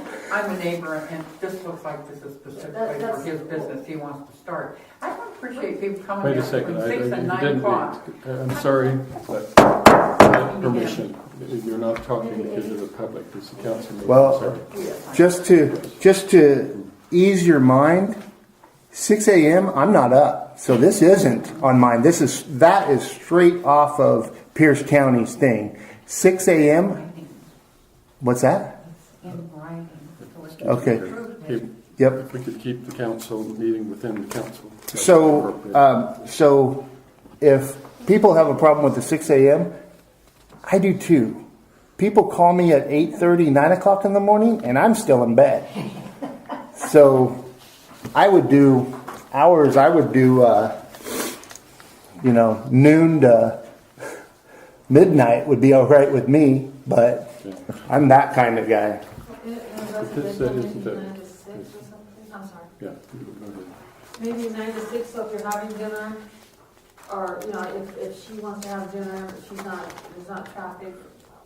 I don't know, 9 to 6 or 8 to 6, or is that reasonable? Yeah, the hours. Where are On the the hours? front page, Number 6. right in the middle. So, This is a document for deliberation, right? It's- yes, this is just for deliberation, and Right, it's a working document. Okay. so scratch it all up. Well, and the other thing, okay. Just and don't correct my spelling. Mike, what is the, explain to me the 18,000 gross weight. That is something that they had in there, and I think, and I just left it in there because we kind of have rules on our roads, kind of, but I don't think that anybody wants to have semi-truck, somebody running a semi-truck, shippers or whatever out of their thing, which, so we don't want big trucks driving up and down the road every day. Okay. Well, I sense that there's been sufficient opportunity to interact with this, and now you're invited to take this and massage it. And if you want, you can write my email down on top of it. And if you have, hey, could you change this? I don't have a problem changing it, and I'll put it in a different color on there, and so that we can all, as it goes, we can have it all done. And hopefully this will save a lot of time for the attorney if we have it pretty much written up the way we like it. Okay. Okay. 2 additional comments. Okay, let's go. I think Could you have one of those little workshops where this could be worked out instead of you personally doing this, where the whole council can be in on how this is going to work? Yeah, we have had a couple workshops on it. Well, And- on this particular thing now, because you're wanting, 'Cause- different inputs and everything on it. Well, good. Can't there be a workshop where the whole council can like do the a input public- at the same time? I'd like emailing it and getting a better idea, because right now there's a lot of things that. There's a lot of different things that need to change on it and move around. Yeah. Cleaner, But down the road, as it gets nearer to official passage, engage in It would be required to go through a public hearing. hearing process anyways, so. We need to be careful if we're going to be doing email, because if everyone starts replying to everybody, then you start having a quorum in your email. Yes. Yeah, And you that's a can't do that. And all your emails have to be tracked for public records. So if you use your email, So never mind, I'm not going to give you my So If you I email. use- wouldn't do emails. if you use your email, then for public city business, then you're opening yourself up to public Can we records leave you a requests. message in your message box? Don't do that. Yeah. Yeah, or like I said, I can give you, which might make it even more confusing, but I can give you the Word document also. No, I'm going to leave you Okay. a message Okay. in the mailbox. Okay. One additional comment. Did Pierce County have a list of businesses that were allowed and that were not allowed? Oh, yeah. Did they have a list? I don't, Because I just see where it says number 5, assembly of small products. that was straight from there. But you can please go to Pierce County Cottage Industry, and you'll see this form will come up. It's a PDF form. Did they have a list of businesses that in there? I don't think that they did. I think that one was straight off of there. What towns are all in Pierce County? What is, when you say Pierce County? Pierce County is like Puyallup, Tacoma, all of that area up there. And the reason there was actually a lot more. This was I looked at a bunch of different ones, including the one that you gave me, Judy, and all of them were very generic, and this one had the most information in it. So I figured if I get the most information and then we cut it down to where we want, hopefully we're not missing anything that we should have or want to have in it. So, and like number 7, signage, there is something somewhere, and obviously that needs to be added to. That's why it was actually highlighted, but it comes out We green. beat that one. We beat that issue with a hammer. Yeah. Are we suggesting, as we're reviewing this, for the entire community of Vader for the home-based business or cottage business or whatever, is that your intent? Yes. Okay. Yep. And then something that I said in the town hall meeting last night. One of the things that I've talked about, and I just wanted to make it clear, is like a kiosk or a board out somewhere that as people pull into town, it would have a map, kind of like Chehalis. I don't know if you've noticed it at Chehalis. It's kind of a cartoon map of the city, and then it has locations on it so that they can find their way.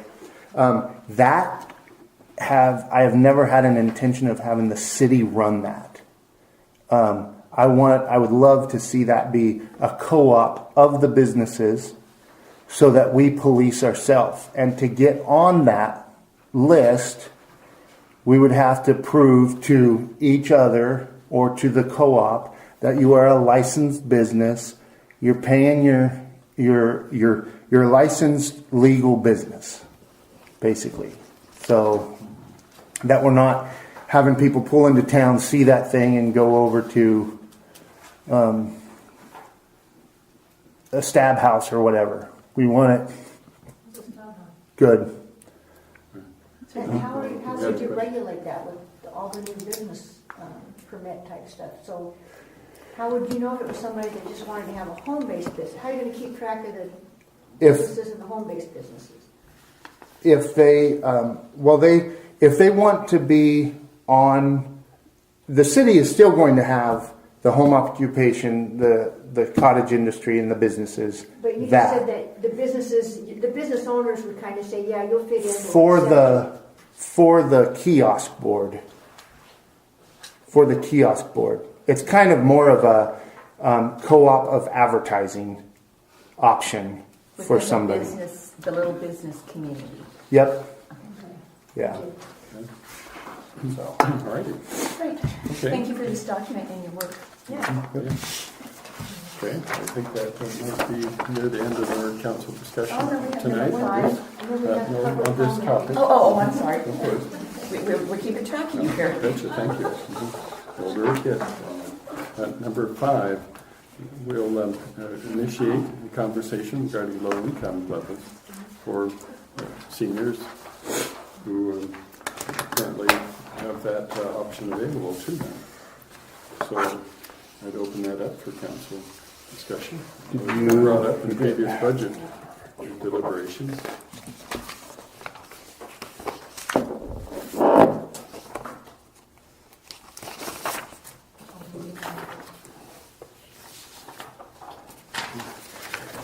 I put an arrow where we are at, what we use.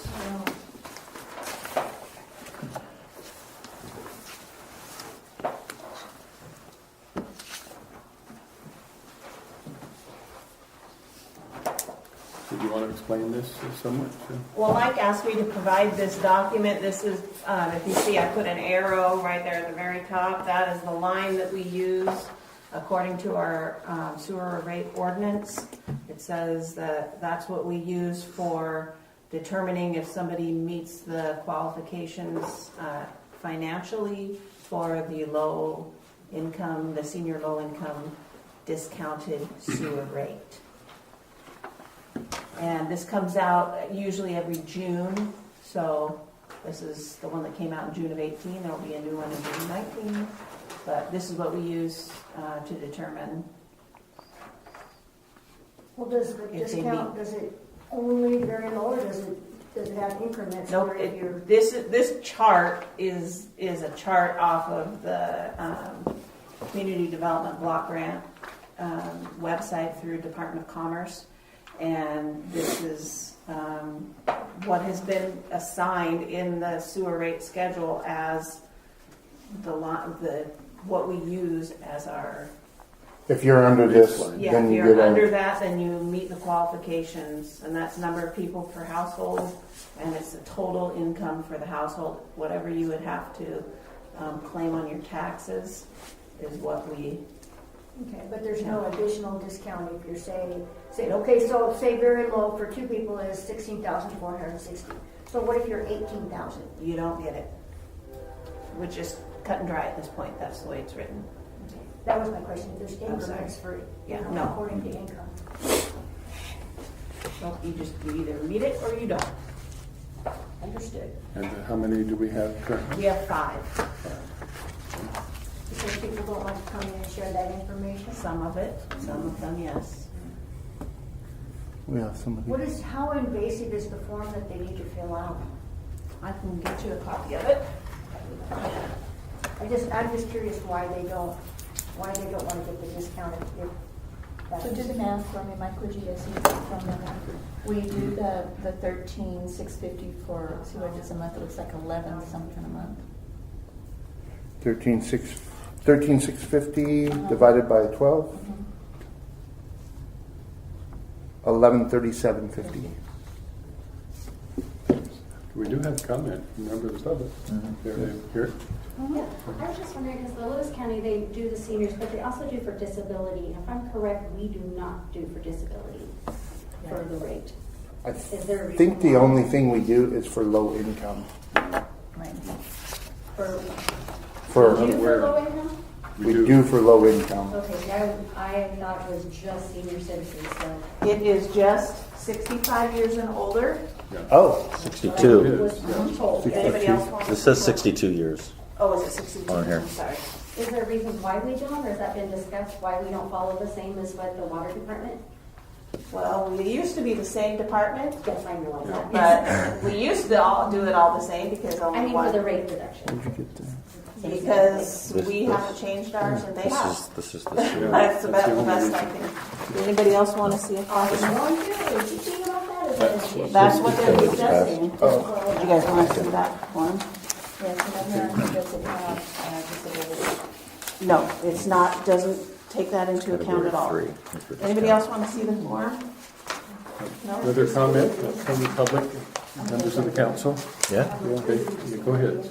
Mike asked me to call a couple of the local towns around here, and Tesla doesn't do it at all. They don't have anything at all. Wait, say that again. Tesla doesn't offer anything when you're old, disabled, dragging a leg or anything. It doesn't matter. They don't have any discount. But all of the other ones that did offer it, it was for both disability and low income. And the low income was anywhere from 12 to 15 to 18, and Napa line was 38,000. But they did include, I know, 38,000. They did include disability, and you had to be 62 and older, and or you had to prove that you were disabled and you were getting whatever disabled people get. Actually, it is line item number 3 for disability. It's asking for disability income. Just asking for different types of income. But it doesn't matter if you have disability or if you are disabled or not. You don't have to designate, it doesn't say circle. Yeah. Oh, I see what you're saying. So if you're disabled, you can come in, and if you meet that If requirement, you're over you have six, to be if you're over 62. 62 and you meet the income requirement, that's the Okay. only requirement. Okay. If you're under 62 but disabled, we do not have a provision for that. If So you- that should change as far as I'm concerned. it's I up don't to see you guys. anything that's real evasive here. You're not asking for social security numbers or. We do require them to provide proof of their income. So they do have to provide some kind of proof. We're not asking for your social security number. You can block that out on your tax forms, and typically we do black them out because we don't want to have your social security number. Yeah. That makes us liable, so typically we block those out anyways. but you do have to provide some kind of documentation, whether it's most people are on Social Security, and so they just provide us with their annual Social Security I don't see statement. all I've heard is it's too invasive, I'm not gonna. Yeah, but those people anything haven't here. come in and applied, so Yeah, they don't know what it even looks like. I wouldn't be offended by anything that's on here. I know, I wouldn't either, but that's 62. There are people in this community who will refuse to disclose any document to a city, county, or state or federal entity. Well, and I guess that they don't get to save any money. They're lost. Correct. But they still complain.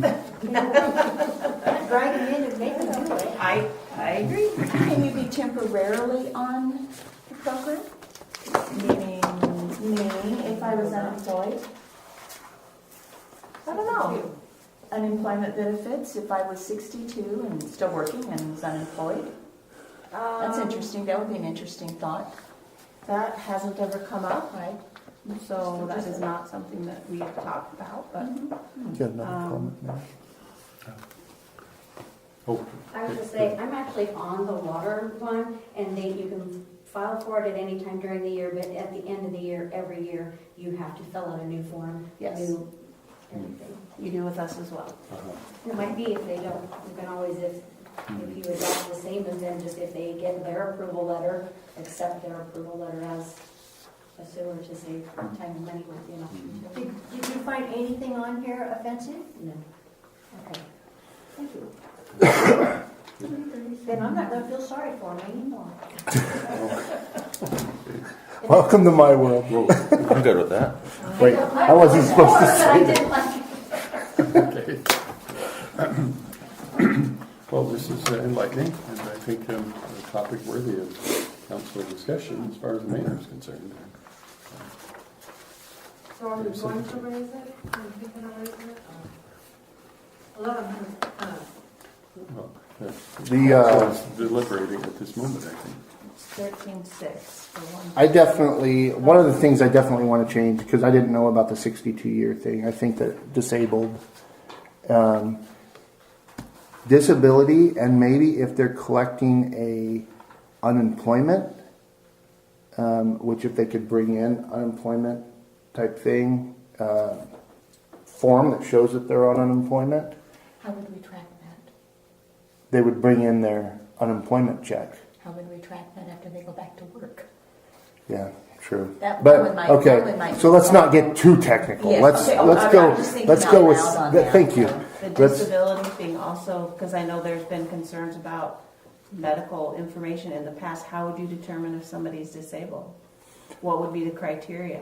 It comes through on their social security. It comes on. So they have to be getting disability Yeah, it insurance. says That's dis- what qualifies disability, disability. social security Okay. right Yeah, on it there. says Okay. on there. Yeah, see, that would be the document. Okay. And if they're officially have a disability, they are on social security disability, so Okay. there's no getting around it. Okay. Like, but my husband wouldn't have to walk in and say, well, I'm disabled and this is what's wrong with me, for one thing, you know right Yeah. away, but anyway. Okay. They don't have to indulge that, it says right on there. Each of them. Okay. Council action. Okay, I don't know a lot about the disability checks and the way that works for folks, but could one person be able-bodied and working full-time and another person be getting a disability check in the same household? If they did, then they would be over the limit.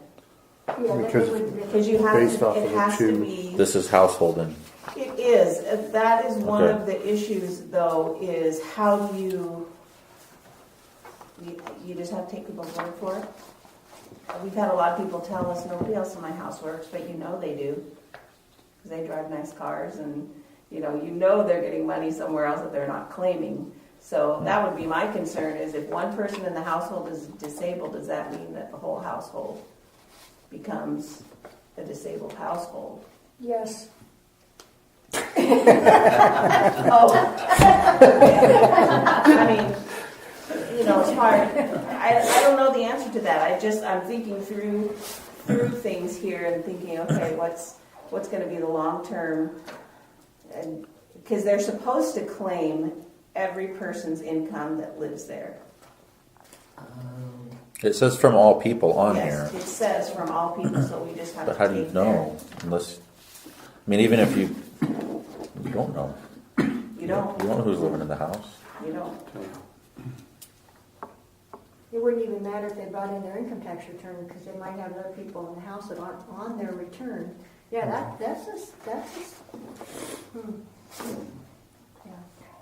It makes it a little sticky, but, I mean, at this point, when someone is over 62, we verify that with their, either with their social security or with their birth date, but with their ID. But then, again, we have to take their word for it that nobody else in the house has income, or that, if they do claim any income by anybody else in the household, they have to provide proof. But most of the time, they always say, nobody else has any income. I'm the only one. We don't know if that's true or not. Additional insight from someone? I was just gonna say, part of that too is when you get your social security check, all your income has to be reported to the government. So if they might be scamming city, but they're gonna also be scamming the Washington state government. We have to, have to report everything to the government, because it makes a difference what your amounts are too. If other people in the household has to be Yes, I have to on. disclose every year who is in my home to the government. And is that, I'm wondering if that is this information is on the documents that we ask for. It's not on the actual social security form that I would bring in. No, it doesn't say how many people's in there. I don't. And what your household annual income is. Because that's what. You could do bank statements. That's what they do for property tax decrease. I don't want to deal with people's bank statements. You know what I mean? It just, I don't know, maybe I'm raising too many issues here, but just. So Mike, what is Some the age people. that you're thinking? Age? He wants to add disability. The age is fine. 62 Oh, the is 62 fine. is fine. Oh, okay. I just don't like. I like the idea of the disability, because I know that there's going to be people that are under 62 that Yes, there is, me. that I can't. make the same as the guy who's 62-year-old on social security. Yeah. So So if they're disabled, all they have to do is bring in their disability check proof or whatever, and then they would be right in there with the 62-year-old. Does it have to be total disability? Good question. Yeah. Do we know? Have to be In order to total? get a GTD. It's up to you guys. Do you happen to know? Some people are. I was gonna say, to be on disability, it's supposed to be total. You can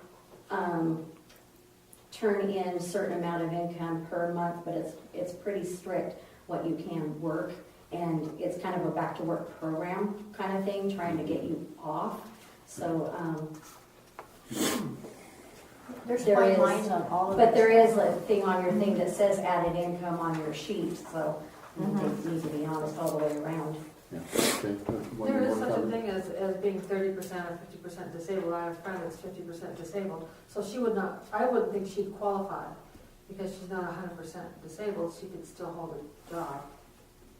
As I say, but she doesn't get a social security check, and that's what you're And- talking about. Okay. The disabled doesn't have to be social security, they could be military disabled, they could be, there's other types. That's the definition Okay. in the cities in Lewis County is disability, social security. It's Wonderful. full disability. What about military disabled? Yeah. Well, got a lot of what ifs here. Yeah, there are a lot of what ifs. Obviously, is I thought it was going to be Sticky. simple. It's But boy- never simple, how are you? Sorry. to keep the conversation going in, we're 2 hours and 10 minutes into this. I don't want to set a world record for council meeting. We have one more comment. I would just think that it wouldn't matter the age of the disability as long as they meet the income requirement. That's what they're Because suggesting. this is, I don't think we have a right to judge their disability as long as they meet the income requirements to get, that's kind of police work or something, government police or somebody to determine that. I know. If they're disabled, they're disabled and their It would income is what their uncomplicate income things is. a lot. You just, Pardon? it would uncomplicate things if that's what you chose. It seems that simple to me. I mean, if they have low income, they low income. So this was to get us talking about it, and if we could put it on the next agenda. Okay, we will ensure that it's on the next agenda, and I know we covered some important ground here based on what I've heard. Is there information that council is expecting me to come up with for the next meeting on this? No. Okay. Good. Thank you for asking. Okay. I'll clarify. All right. Well then, thank you. I would call that progress for the city. Then with that, the edited thing, we do have public comment. Good job. Got it? So how many do we have? One. Okay. All I my guess questions not. were answered. Well, My comment was taken care of. fantastic. That's really, May I have a conversation real quick? Let you before we know. close? Nothing? Cindy's practicing, but she has to be nice. Would it be resolution. something, would it be something that we might consider putting public comment back at the top of the list? And the reason I say this is sometimes Yes. we talk about it and yet the public comments at the very end, and it's usually what they want to comment about Oh, for sure. and to do the thing. So could we maybe think about it? Yeah, the mayor's very sensitive to such things. And Okay. depends on the aura of civility. Okay. Well, we'll try to, I'm sure they'll try to be nice. Okay. Yeah, It's but a new this way, having the comments at the end, they have to stay through the whole meeting, otherwise they can make their comment. But they don't. Alrighty, duly noted. Thank you. Alrighty, with that, I think we've completed our official agenda, so we will declare this city council meeting adjourned at 8:15 p.m. And thank you all. Thank you. We're on to fine stuff.